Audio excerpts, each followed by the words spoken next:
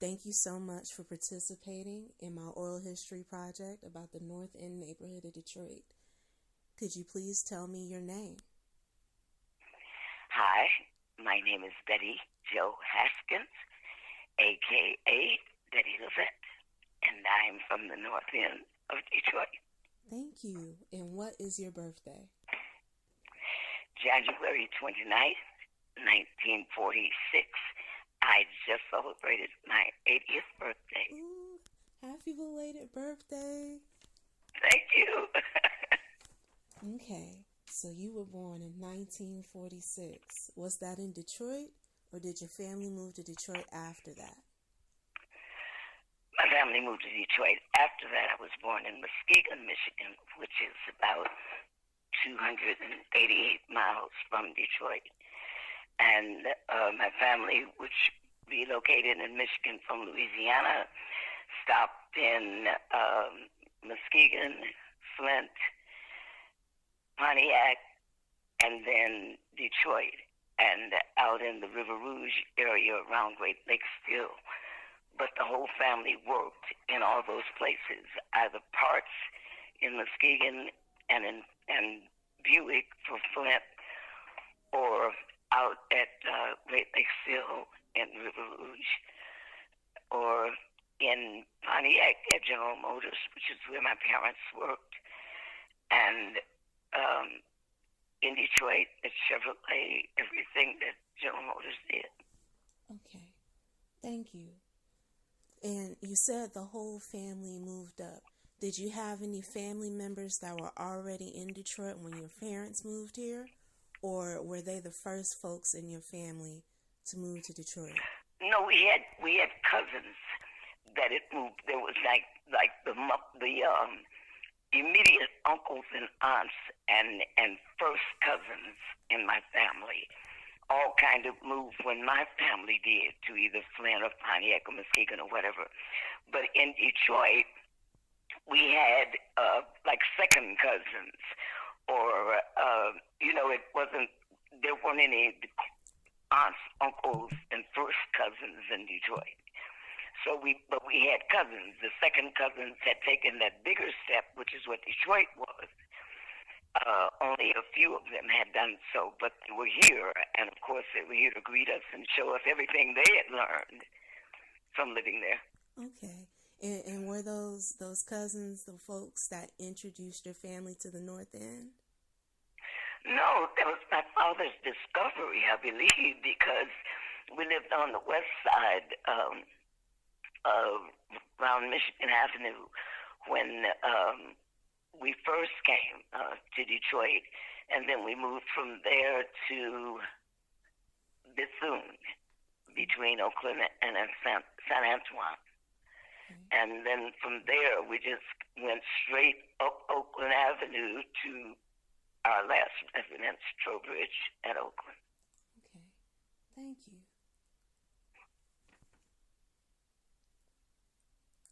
Did you attend any churches or schools in the neighborhood? Oh, absolutely. Probably all of them, as I can remember. When we lived on Bethune, the first school that I went to was Palmer School. I can't remember how it was located. It was around San Antoine and Rush, and I can't remember exactly where it was located. And that's so funny because years later, my grandson was involved in a summer program, and they worked at Palmer School, but it just will not come to me now, but I'm sure it'd be easy to find. Mm-hmm. And we came up to Melbourne, and we came up to Belmont, which is the next street going south from Trowbridge, and I went to a school there in Knitz. I've been trying to think of it ever since I started this project. And it hasn't been that. It may have just been torn down in your lifetime. But it was right on Knitz at Cameron or something like that. Was it on Cardone? And I went, I'm sorry. Was it on Cardone? No, it was on Knicks. Okay. And I went there for, I don't know, well, maybe it was. I just can't replace the school right now. But I went to that school, and we moved from Belmont. We moved backwards down to Melbourne, between Brush and Oakland. And I started first grade, kindergarten in Brightmire. Or I went back to kindergarten again because we moved in the middle of my kindergarten year in the other school. And I went to Brightmire until the fourth grade. And then I went to St. George on Cardone and Westminster from, I guess, I graduated from there at the 8th grade, went to the 8th grade. And then I went to Northern High School on Owen and Woodford, or Claremont and Woodford, whichever one you want to look at. Okay, thank you. And did you have any favorite? Oh, I left one out. No. Well, I was just naming the ones that were on the north end. That's all right. You can tell me a different one, too. Oh, no. I went to, when I first graduated from St. George, I went to St. Agnes, which was on 12th at LaSalle Gardens, which my daughter also went to briefly under another name. And then my grandchildren went to it under yet another name. But it was St. Agnes at 12th and LaSalle Gardens. Did you walk there or did you catch the bus? That was the first time I'd ever caught the bus to school. Caught the bus at Owen and Oakland. I walked to Owen and Oakland and caught the bus there and went over to 14th and caught the bus down to LaSalle Gardens and walked from there back to 12th. No cars picked us up or anything or took us anywhere. What was the experience like for you getting to go and leave the neighborhood and come back to it on your own? I don't understand what you mean. Well, you said that was the first time, you left the neighborhood for school. Oh, yeah. It was, oh my goodness. I meant to cross Woodward Avenue. Everybody pretty much stayed where they lived. But you knew you had a cousin or somebody had a neighbor or somebody their parents worked with somebody who lived in this place or that place. But you mostly stayed in your own area. I remember a summer where our friend, who was nicknamed Tojo, an Easter vacation, he went with his family to visit a cousin on the west side and came back with a west side girlfriend. And we were upset, not that we all wanted him, but we didn't want him to have a girl from the west side. No. So catching the bus and going on the west side by myself, whew. You have no idea how large that was. I can only imagine. But thank you for sharing that. Oh, I felt when I left home to go to school, I felt like I was going to the bar or somewhere because I was just like so on my own. Did it give you a sense of independence and maturity? Absolutely. All the way from Oakland all the way over to 12th. What you talking about? Oh, goodness. And then you had stories where you had the Michigan Chronicle, which told you everything that was going on in Detroit. And I knew this is what was drawing me to show business. I knew what was going on 12th, and it was just a block away from my classroom. And Motown was down, you could walk from St. Agnes to Motown. It was only 2 blocks. Ooh. So there was a lot of activity in that traversing to and from the North End. Did you have any friends from St. Agnes come visit you on the North End once you were at Northern? No, the people actually that I knew knew at St. Agnes went to St. George with me, and they, everybody else I met, I can't remember where they came from or anything, but because I was only there briefly. They came from various places in the city, but the people that I knew when I got there went to St. George with me, even if they came from other places in the city. Okay.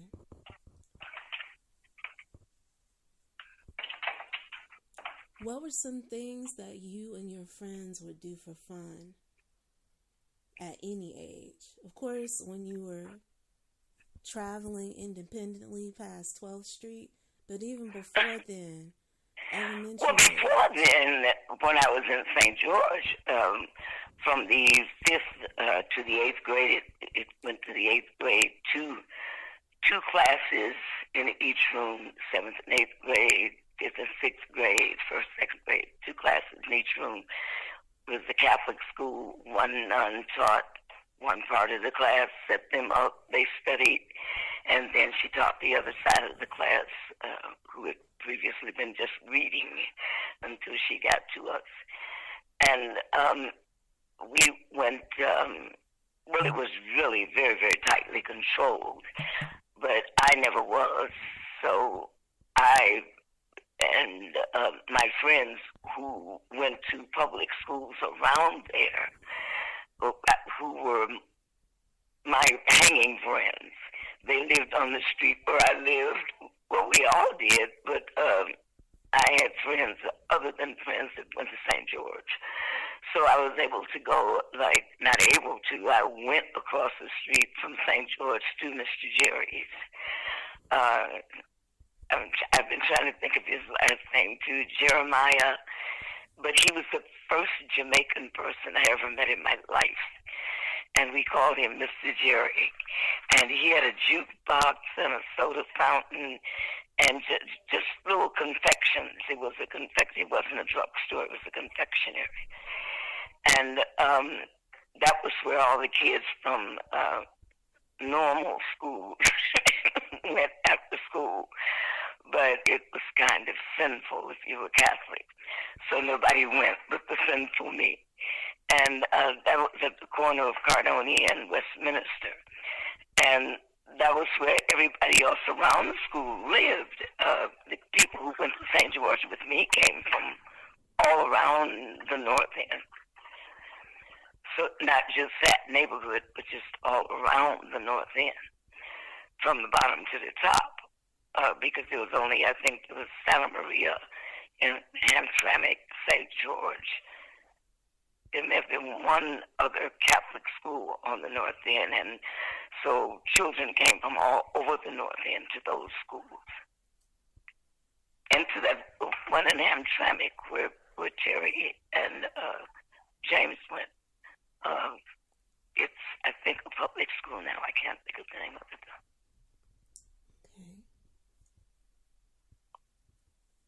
And what were you and your friends getting up to when y'all were at Mr. Jerry's?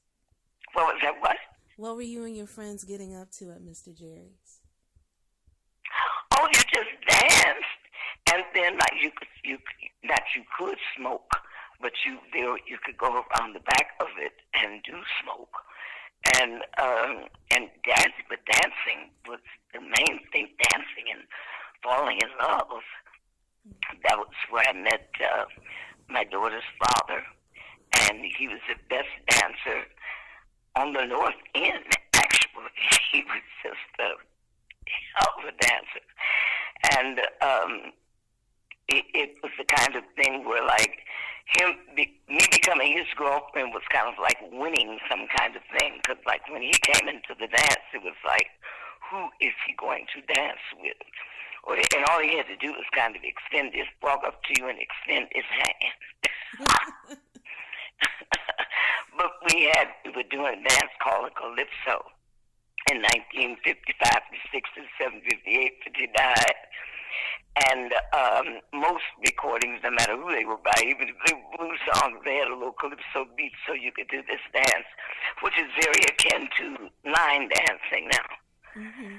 Or that, what was it called before that? Well, you know what I mean, where they call out steps and everybody knows. Oh, yeah, like the little hustles and... Yeah, hustle. Mm-hmm. But this was done to a calypso beat, and you went back and forth, and you actually, it was a group of you, but you didn't do it all together. You went back and forth, and then you'd come back and form the line, and someone stepped out from the line to do their step. And the groups of us all over the North End, my group, had 28 steps, honey. And we would try to outdo each other and have, it got 16, you know, I think I have 20, and I got, you know, and these were steps that we made up. And we put on our record that we danced to best. And then you would say, they'd say, that's your step. And I would step out and do my step I had made up. And they'd say, Pinky step. And he'd step out and do his step that he had made up, which was always fabulous and contained the splits. And then he'd rise back up and fall back in the line. So there was no outdoing him. My little step, I've been trying to remember it forever. It wasn't much, but it was, the object was to have a step. Some of them were absolutely nothing, mine for one. But Tojo step and Pinky step and Willie G's step and, oh gosh, we had such silly names, but, nicknames. But we all had a step, and the people, these were people like your neighbors, like my group of dancers may have lived in the first three houses on Delmar, and the next group lived across Lynn or whatever. So it wasn't like from different sides of town. It was right there in that little area of the North End. Did your group for your 28-step calypso have like a favorite song that you would choose? Oh, no. Well, it depended on when there was one by the Drifters called Dance With Me, which I still have played. When I go into my gigs, I have them play for me. My husband made me a recording. It has all of my tunes that I used to listen to at Mr. Jerry's. And at every one of my gigs, when I arrive, that's what you hear on the speaker while you're waiting for the show to start. And my song for Pinky and I was a song by the Drifters called Dance With Me. And he danced to it. You felt like you were dancing on a cloud. He was such a good leader as a dancer as well. That's a poor reason to marry someone, but that's what it was. You were in love. I'm sorry? You were in love. Oh, honey. And when all these violins that were on it, on the recording, and they just felt like they were swelling and swooping, and oh. And then I told you about the dances that they had every Friday night at Northern High School. Mm-hmm. And that was so funny because that's the first place that I ever saw Stevie Wonder. He was about maybe between 9 and 10. I was going to become a singer the next year. I didn't know it right then. But there was a DJ who played records, and we all played 25 cents, I think, and there was this dance every night. And then the DJ, Johnny Ward, if he knew any artist, they'd come by and introduce, nobody big. If you had a record that just came out and nobody ever heard of you, then you would be there. So several, I think, a few people came by. We didn't know who they were.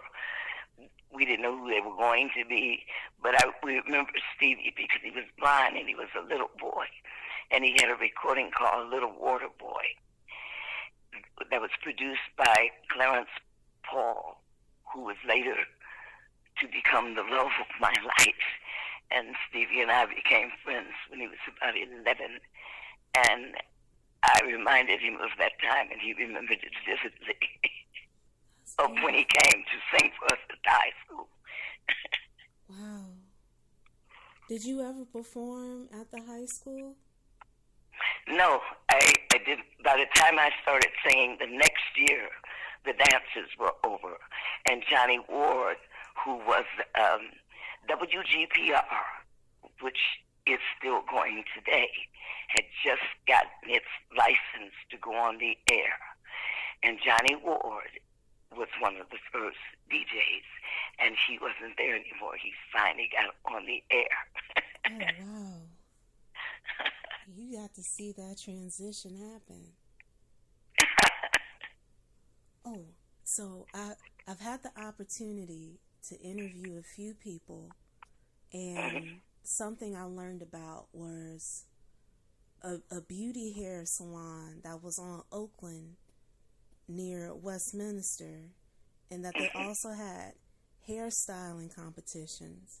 And I was wondering if you ever got your hair styled at a salon on Oakland, or was aware. No, I didn't. My mother and my sister did my hair, and the only time I ever got a chance to go to a salon, it was because my parents still sold corn liquor when we moved to Detroit. Not long, but when we first moved there, they did. So we still knew a lot of people that had other kind of businesses other than working at the factories. And Mrs. Solomon's salon was one of them. She was over, if you're going across Kniff, and as you get closer to the tracks, whatever those streets are just before you get to the tracks, she was on one of those streets between Westminster and Kniff. And she did my hair from the time she was on Mount Vernon and Oakland. And we lived on Mount Vernon and Cameron, which was the other end of the block. And she did my hair from then until when I first started singing. And I didn't go to any salons on the North End because after I started singing, that took me somewhere else. There weren't. Maybe there were, but my mother and my sister could do my hair. And I didn't go to any of the salons on Oakland. But the people, there were so many businesses on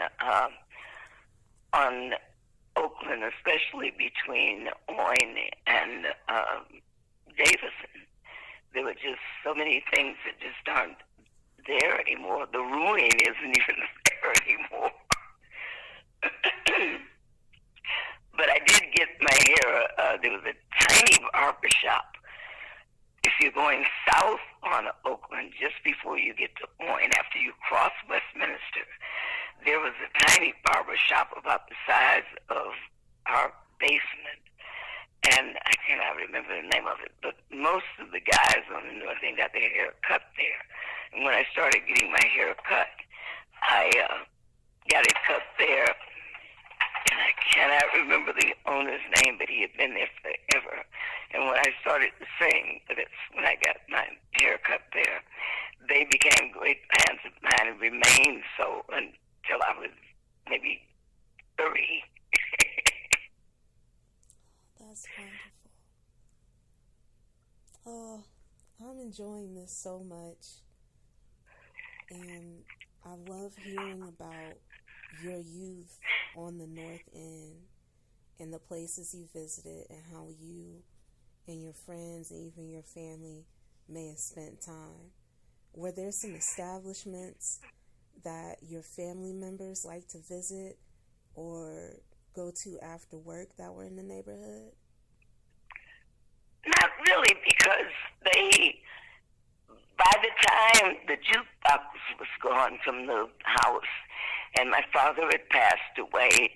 My mother didn't go out anymore unless maybe she came to see a show that I was on. And there weren't, I was the only frequenter of places. So I certainly, when I wasn't performing, went to Lee's Sensation, which was on Owen, right at where 75 is now. And Phelps, which was at Owen and Oakland, and the Apex, which was at Bobian and Oakland, and still is, thank goodness. And I went to those places. I hung at those places on the North End. By that time, though, I had become a little more cosmopolitan, so I was going to the West Side much more than I ever had in my life. Yeah. Do you have a favorite memory from Phelps or Apex? Or just watching my favorite my favorite member from Apex. No, I ain't gonna tell it. No, just Phelps, and just the way I kind of grew up with it. When I lived on Mount Vernon, I had to go past Phelps every day to walk straight up Oakland to get to St. George, which was on Westminster and Gardoni. And I passed Phelps every day from the 5th grade to the 8th grade. And it was called Bersertes. And it had these two steel or aluminum doors, which from the 30s and 40s. I loved them. I wish they'd bring them back. But it looked like someplace I wanted to go. And I imagine that sometimes when we passed there coming from school, there were bands and they were rehearsing. Well, in fact, I know that now because that was rehearsal time.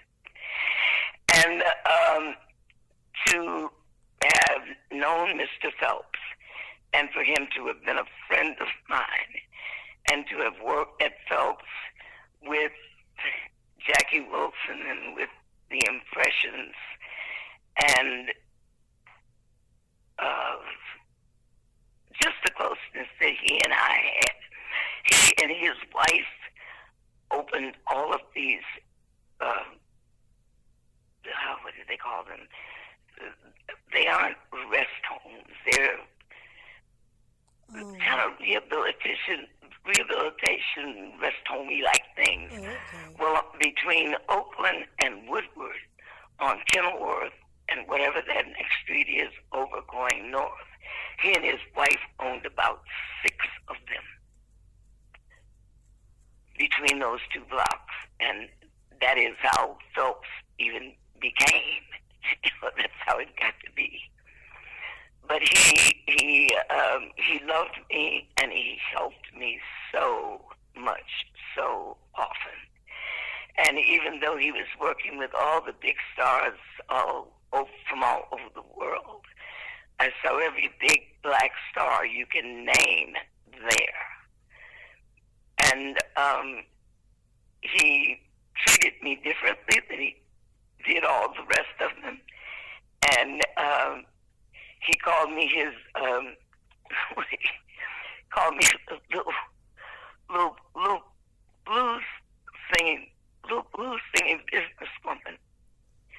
The reason he called me that because when I first started singing, the first record came out, and I had known Mr. Phelps just from him, opening the place and me passing there.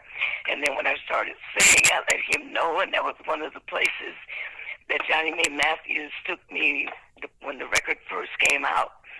And so Mr. Phelps decided to hire me. I was going to be working on the North End at Phelps. I was too through. And I didn't have a manager or anything, so I got with all the people I had met, and they told me what I was supposed to do Friday, Saturday, and Sunday. That's how all of his shows ran. You did 2 matinees on Sunday. Not 2 matinees, 2 shows on Sunday, a matinee and an evening show. And they told me, tell him you want 200 a night. No less than 500, I think, or something. And I told him I want $200 a night, no less than 500. He said, okay, 500. And Mr. Phelps teased me that for the rest of my life. And he called me his little blues singing businesswoman. Honey, I was managing. I love that. He would see me in the store all the time. For the rest of my life, he teased me about that. It had no bearing, though. When I started to get bigger and make more money, he certainly paid it to me and hired me often. And had me there with people of importance that drew attention to me. And I will be forever grateful to him. And I wish that place were open tonight. Thank you, Mr. Phelps. Indeed. So, one of the things I wonder as you share all of these stories about the North End in your youth is what you want people to remember about that time period for the neighborhood. And if not remember, just what it had to do with what Detroit is now. The first black millionaires in Michigan lived on the North End. I mean, or had businesses or had something to do with the North End. And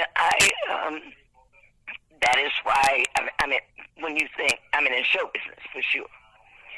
When the first black people were involved in any kind of musical money, before I started singing, all of the businesses were owned by either Jews or Italians.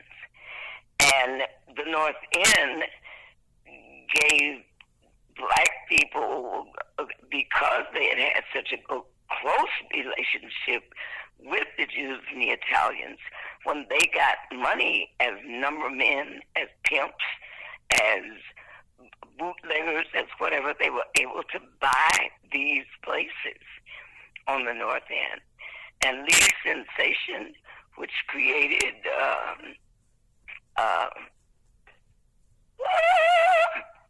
I cannot remember his name. It won't come to me. This is why I keep Kevin with me close. I say who, and it comes right to his head. Andre Williams, who became a really big producer, Lee Sensation, had those groups in the 50s. I still can't think of the name of the group that he was with. And Marvin Gaye was also with a group, the Flamingos. All those people were seen at Phelps and at the Zombie. My husband gave me a book about, Detroit in general. But there's a picture, and it made me swoon, a picture of the Champion Bar, which was at Holbrook.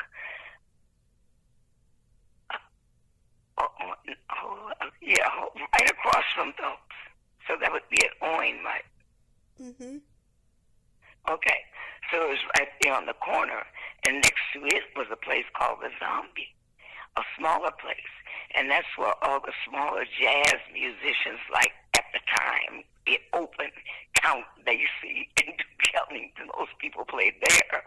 Then when they got bigger, they played at the Champion, which was there on the corner.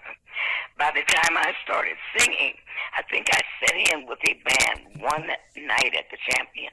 But by the time I started singing, those places had gone down, the 20 Grand on the west side. The west side was booming, and those places were taking over Baker's and the 20 Grand. And so Lee Sensation and the Zerdies and the Zombie were going down, but Phelps was coming up. But that North End was dying, and it wasn't enough going on to keep the North End alive, so people weren't wanting to come to the North End. They were wanting to go to the West Side or downtown, after downtown opened to blacks.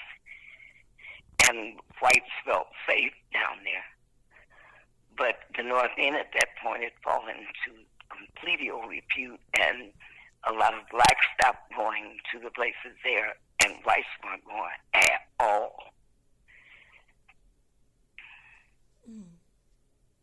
But I think that it contributed to, just as what was known originally before the North End, Black Bottom, the Flame, and the places that were down there, all contributed to it. I'd love to see it historically collected, musically anyway, so you can see the move from Black Bottom to the North End, to the West Side, to Northwest. And the Northwest, it still has not gotten to be as big as any of those aforementioned. But those were the bases of music in the Midwest, other than Chicago. When you left Chicago, I don't care who you were coming to one of those places I just named if you were headed south. Thank you for sharing that. And I have something exciting to share with you after this interview. What? So I'm going to ask you the last question. How do you want to be remembered in relation to the North End? Oh, I want to be remembered as a definite part of it.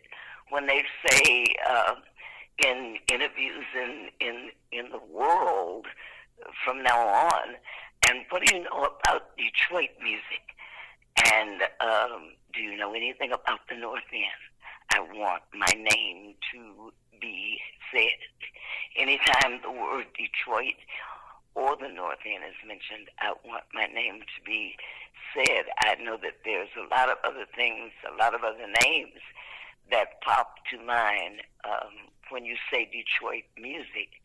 But I'd like to know that John Lee Hooker and I will be remembered amongst the other ones.